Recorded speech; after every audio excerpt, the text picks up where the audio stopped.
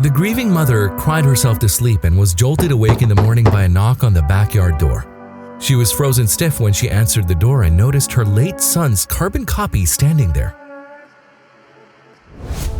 Daisy Holland raised her son Bradley on her own after her husband Howard died when Bradley was just 11 years old. Daisy adored Bradley and tried her best to offer him both a father and mother's love.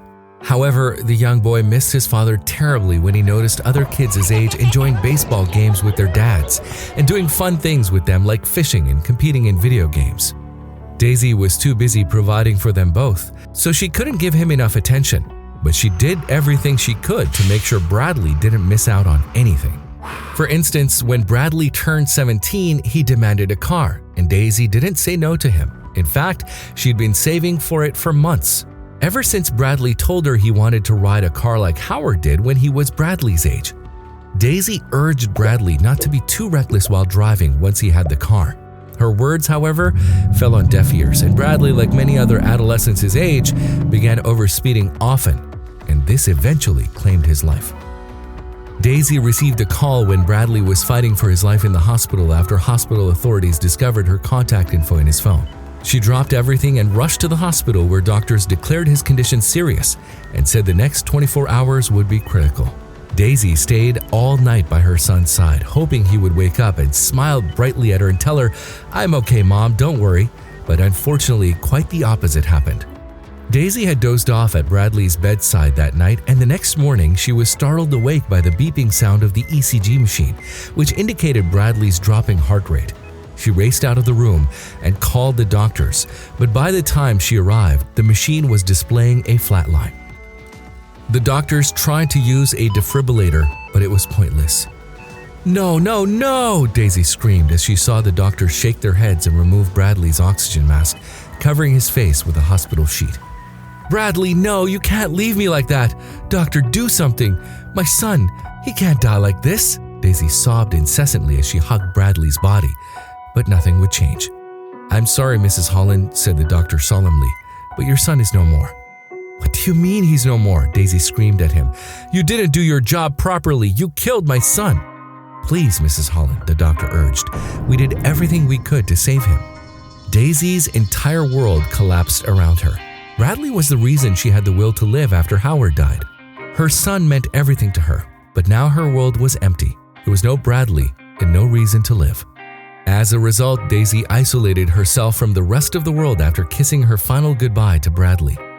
She sat in his room all day, watching his baby videos and flipping through his photos, often cursing herself for gifting the car that took him away. One night, she was going through his pictures again and couldn't stop crying. A week had passed since Bradley's demise, but she was still so upset and devastated that she couldn't stop crying and sobbed herself to sleep. The next morning, she was awakened by a knock on her backyard door. She was so weak that she couldn't even get up immediately.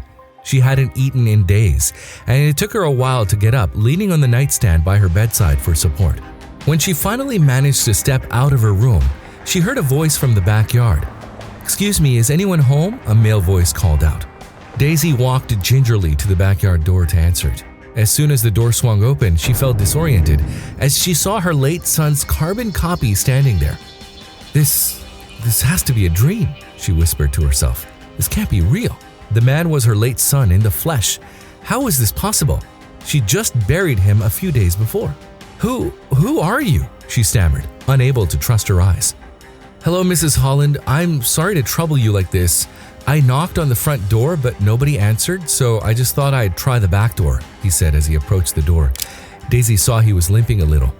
"My name is Morgan Hunt, and I know this might sound crazy, but I believe you are my mother." "What?" gasped Daisy, taking a step back. "What makes you even say that?" "Well, ma'am," he sighed, "I saw the news about your son's death and funeral service. I'm deeply sorry for your loss. The car crash was quite horrific," he paused. "But it was kind of hard for me to digest how your son resembles me. Like, I was in total shock. I had to pull a few strings at the TV station to get your address. I was dying to meet you. I was raised in an orphanage, and they never told me about my biological parents. I've been looking for them ever since. Since your son and I look identical, I guess you could be my mother, like maybe we're twins." "But that's not possible," she said, trembling. "I wasn't pregnant with twins, so you can't be my son." But if you aren't, then how do you look so much like him? She said, shaking her head. They say everyone has 6 doppelgangers in the world. Maybe that explains it. As you can see, Mrs. Holland, I'm not sure what's going on, but this could be my only chance to find out who my biological parents are. Will you take a DNA test with me? It will give both of us the confirmation we need here, he said, handing her a piece of paper to her. This has my address and contact. Please give it a thought. I hope to hear back from you, he added, then walked away. Daisy was shocked. She returned to her room and gazed at the framed portrait of her and Bradley by her bedside.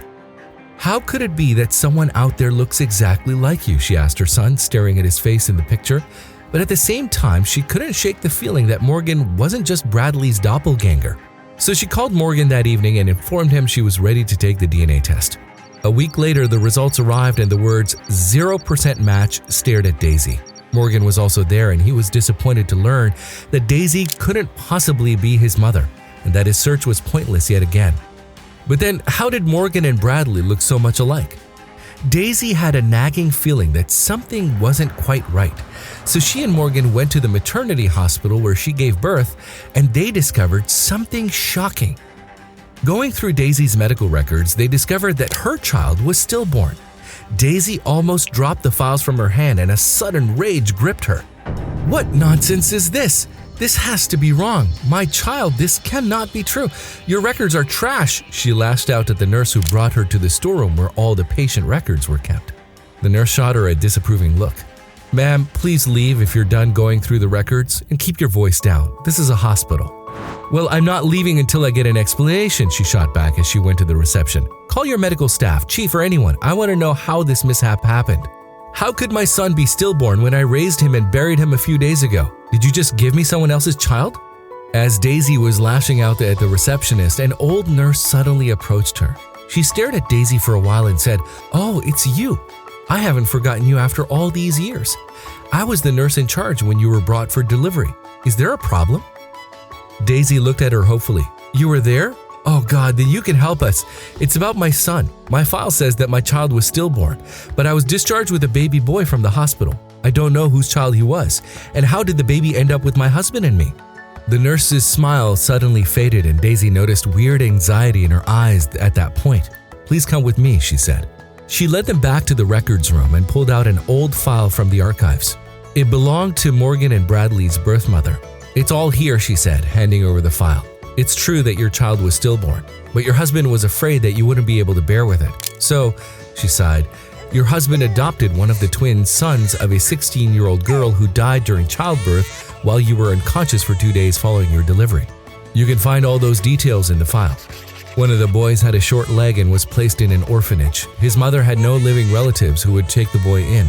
Most of the staff here have changed, so they won't know, but I remember it very clearly. Your husband secretly adopted the boy, and I was one of the few staff members who knew about it."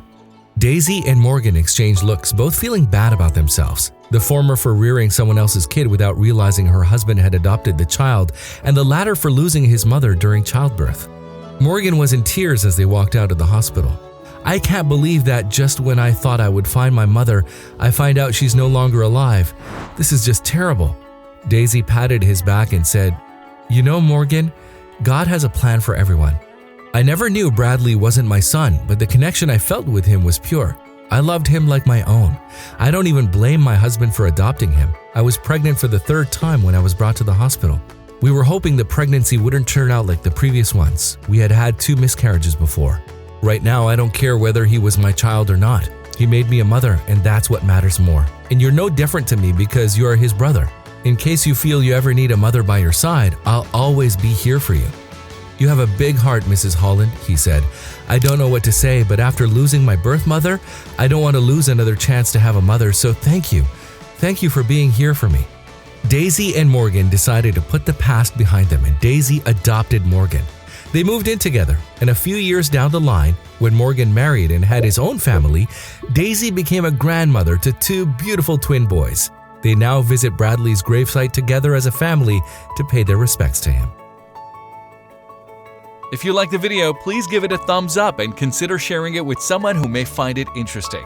Thanks for watching, and I'll talk to you in the next one.